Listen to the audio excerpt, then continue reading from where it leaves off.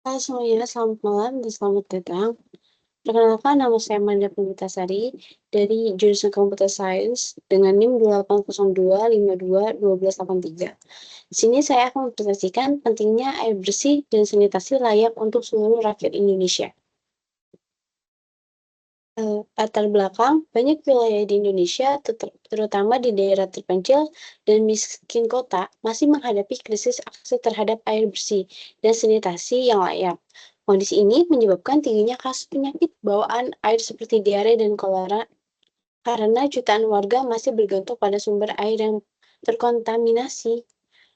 Akar masalahnya kompleks, mencakup 3 hal utama: keterbatasan infrastruktur, rendahnya kesadaran masyarakat akan kebersihan, dan serta lemahnya pengawasan dari otoritas terkait. Krisis ini berisiko semakin parah akibat tekanan pertumbuhan penduduk dan perubahan iklim. Oleh karena itu, diperlukan kajian mendalam serta solusi strategis yang berkelanjutan untuk mengatasi beberapa penyebab ini demi mencapai target SDGs ke-6, yaitu menjamin ketersediaan air bersih dan sanitasi untuk semua.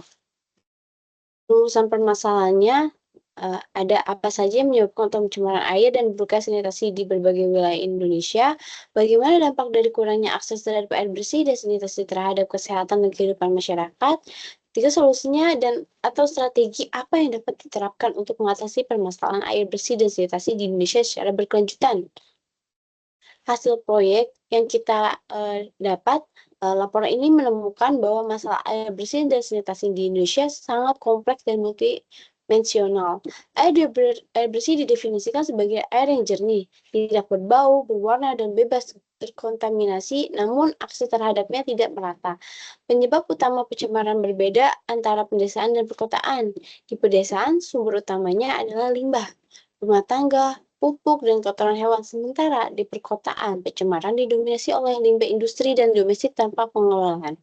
Terdapat kesenjangan akses yang signifikan, di mana masyarakat perkotaan lebih mudah mendapatkan air bersih melalui jaringan pipa, sedangkan daerah terpencil masih bergantung pada sumber air alami yang rentan tercemar. Kesenjangan ini disebabkan oleh tantangan infrastruktur, biaya, kondisi geografis. Masalah ini diperparah oleh kesadaran masyarakat yang bervariasi, lemahnya peran pemerintah akibat keterbatasan anggaran pengawasan, serta dampak perubahan iklim seperti kekeringan, banjir yang mengancam ketersediaan air. Kualitas air yang buruk berdampak langsung pada kesehatan, diare atau kolera, dan membebani sosial ekonomi masyarakat miskin. Harapan masyarakat adalah komitmen pemerintah ini memperluas akses edukasi diimbangi dengan partisipasi aktif warga dalam menjaga kebersihan. Kesimpulannya, penyelesaian masalah ini memerlukan sinergi berbagai pihak, pemerintah, swasta, dan masyarakat sebagai investasi jangka panjang untuk kesehatan, kesejahteraan, dan pencapaian target SDGs. Solusinya, yang pertama, komunikasi atau masyarakat. Meningkatkan kesadaran masyarakat pentingnya sanitasi layak dan air bersih sebagai elemen penting yang mempengaruhi kesejahteraan dan kesehatan. B. Memberikan orang tentang cara hidup yang bersih dan sehat serta praktik kebersihan baik dan berkelanjutan. Mengembangkan kebudayaan komunitas untuk mendukung pencapaian SDG 6, air bersih, sanitasi layak untuk semua. Mendorong masyarakat untuk berpartisipasi secara aktif dalam menjaga lingkungan sekitar agar sumber air tidak tercemar. Dan ini peran dari mahasiswa. Bina, menumbuhkan kepedulian sosial mahasiswa terhadap masalah masyarakat nyata, terutama kesehatan lingkungan, sanitasi yang gaul, mengembangkan kemampuan mahasiswa untuk berinteraksi secara langsung, bekerja sama dan berkomunikasi dengan masyarakat lintas latar belakang dengan cara efektif. Saya amalkan menggunakan pengetahuan dan keterampilan mahasiswa untuk merancang dan melakukan solusi nyata untuk masalah air sanitasi di lapangan. Refleksi diri dari diri saya, Marlinda, air bersih dan sanitasi layak adalah fondasi bagi kesehatan, kesejahteraan, dan kemajuan bangsa. Tanpa keduanya, kesehatan masyarakat akan terganggu, produktivitas menurun, dan kerusakan lingkungan semakin parah. Memastikan setiap keluarga negara mendapatkan akses yang setara terhadap air bersih dan sanitasi layak adalah langkah strategis untuk menciptakan masa depan Indonesia yang lebih sehat, produktif, dan berkelanjutan. Ini adalah investasi jangka panjang dimanfaatkan akan dirasakan oleh generasi sekarang yang akan datang. Sekian dari kami, dari saya, terima kasih. Kalau wawancara bersama Kak Caca, selamat malam Kak Caca, terima kasih sudah hadir. Ya, selamat malam juga Kak Marlinda. Terima kasih kembali ya sudah mengundang saya dan senang bisa berdiskusi di sini. Oke, baik Kak Caca, mari kita mulai dari hal yang paling mendasar. Banyak orang mungkin berpikir air yang terlihat jernih itu sudah pasti bersih. Sebenarnya menurut Anda, definisi air bersih dan tidak bersih itu seperti apa? Nah, pertanyaannya bagus nih. Secara sederhana, air bersih itu harus memenuhi tiga syarat. Jernih secara fisik, tidak berbau, dan juga tidak berwarna. Nah, bebas dari kontaminasi bahan kimia berbahaya, dan yang terpenting itu bebas mikroorganisme atau kuman penyebab penyakit. Intinya aman aja sih untuk diminum dan juga untuk digunakan. Nah, sebaliknya, jika salah satu dari syarat tersebut tidak terpenuhi, misalnya airnya keruh, berbau, atau mengandung bakteri E. coli. Nah, maka air itu sudah masuk kategori tidak bersih dan berbahaya. Oke, eh, sangat jelas. Nah, beberapa soal soal air yang tidak bersih apa sebetulnya sumber utama pencemaran yang kita hadapi di Indonesia, khususnya jika kita bedakan antara desa dan kota. Nah, inilah yang menarik, karena sumbernya itu sangat berbeda. Di wilayah pedesaan, tiga sumber utamanya adalah limbah rumah tangga yang langsung dialirkan ke sungai tanpa pengolahan. Lalu limpasan dari lahan pertanian yang membawa sisa pupuk dan pestisida, serta kotoran ternak yang mencemari sumber mata air. Sementara untuk di perkotaan itu sendiri, masalahnya lebih industrial. Kita itu bicara soal limbah pabrik, limbah domestik dari pemukiman super padat, dan tumpukan sampah di saluran air yang menjadi sarang penyakit. Ya, berarti akses terhadap air bersih juga pasti sangat berbeda ya, Kak, antara mereka yang di kota besar dan yang di daerah terpencil. Iya, betul. Ada kesenjangan yang sangat besar. Kalau di perkotaan, akses relatif lebih mudah lewat jaringan pipa PDAM. Nah, tapi kalau di daerah yang terpencil, saudara-saudara kita masih bergantung pada sumber air alami. Contohnya sumur gali atau sungai yang rentan tercemar. Nah, ini tuh terjadi karena tantangan infrastruktur, biaya, dan kondisi geografis yang memang sulit dijangkau. Oke, dengan kondisi seperti itu, bagaimana Kak Caca melihat tingkat kesadaran masyarakat kita sendiri dalam menjaga sumber air yang mereka miliki? Tingkat kesadaran ini jujur aja masih sangat bervariasi ya. Ada komunitas yang sudah sangat peduli, mereka itu bergotong royong menjaga mata air. Tapi banyak juga di tempat lain kesadaran ini masih rendah. Perilaku seperti membuang sampah ke sungai atau buang air besar sembarangan, itu tuh masih dianggap hal yang biasa. Bukan karena mereka nggak mau juga, tapi emang karena minimnya edukasi dan sosialisasi yang berkelanjutan. Oh, tentu kualitas air yang buruk ini ada dampaknya. Bisa dijelaskan, Kak, apa hubungan langsungnya dengan kesehatan dan bagaimana ini secara sosial dan ekonomi membebani keluarga miskin? Hubungannya sih tuh langsung ya, karena yang pertama tuh air terkontaminasi nih. Jadi media penularan utama penyakit kayak diare, kolera, dan infeksi kulit itu tuh terjadi nih akibat air terkontaminasi ini. Dan anak-anak menjadi korban utamanya. Dan lebih jauh lagi kalau kita bahas, ini bisa menciptakan lingkaran setan kemiskinan. Secara sosial, anak-anak kehilangan waktu sekolah karena sakit atau harus mengambil air. Dan secara ekonomi, orang tua kehilangan produktivitas kerja dan harus mengeluarkan biaya tambahan untuk berobat. Ini beban ganda yang sangat berat. Menarik sekali mendengarnya. Lalu di mana peran pemerintah pusat dan daerah dalam hal ini? Dan apakah perubahan iklim semakin memperparah situasi? Peran pemerintah itu krusial dan terbagi. Pemerintah pusat bertugas membuat kebijakan strategis dan mengalokasikan anggaran untuk proyek yang besar.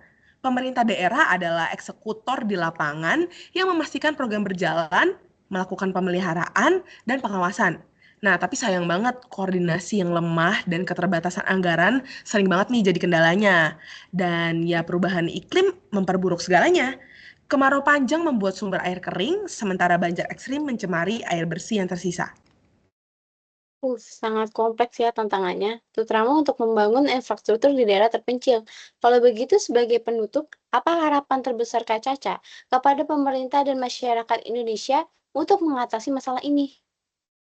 Kalau harapan terbesar aku pribadi itu tentang sinergi dan komitmen jangka panjang sih.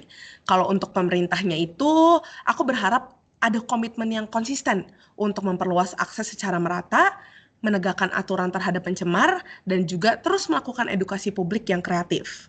Lalu kalau untuk harapan pada masyarakatnya, agar kita semua bisa berperan lebih aktif lagi, mulai dari hal kecil dulu deh nih.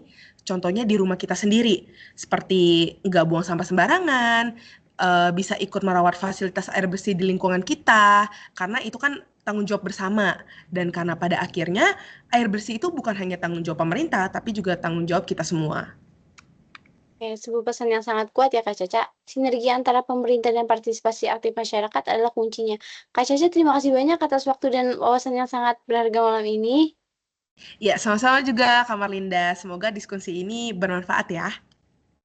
Ya, pemirsa, krisis air bersih adalah masalah nyata yang ada di depan mata kita. Langkah kecil yang kita lakukan ini hari ini adalah sangat berarti untuk masa depan air dan generasi Indonesia. Saya Marlinda undur diri.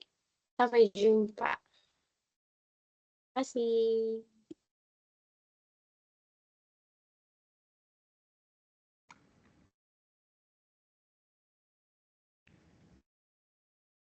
Oh iya ya, Kak Caca tapi namanya Grace lagi nih.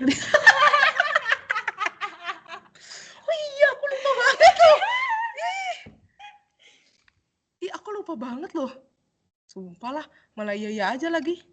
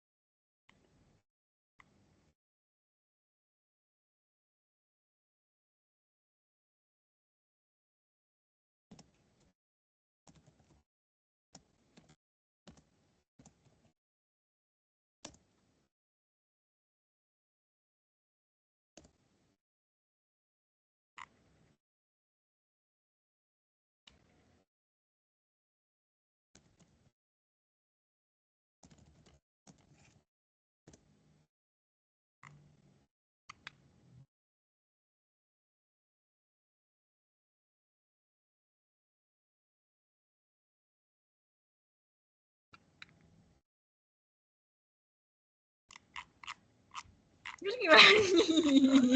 Makanya, nih dia salah pencet katanya, makanya dia langsung keluar nih. Aku nggak ngerti jadinya gimana. Saya salah kencet gimana?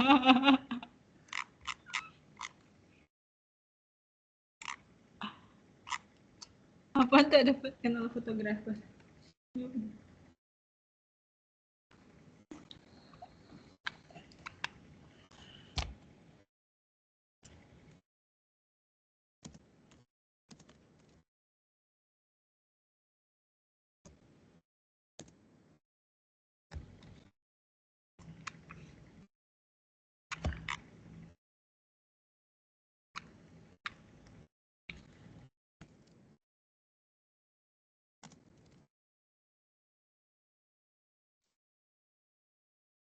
Coba ya.